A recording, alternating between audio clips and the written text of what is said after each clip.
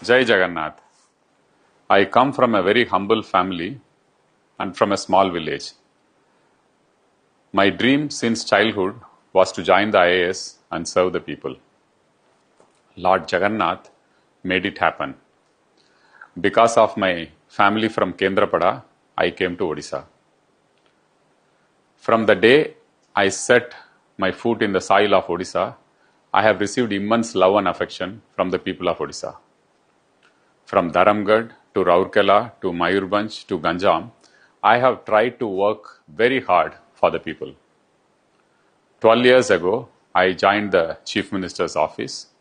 It was an honor to be working for Sri Naveen Patnaik.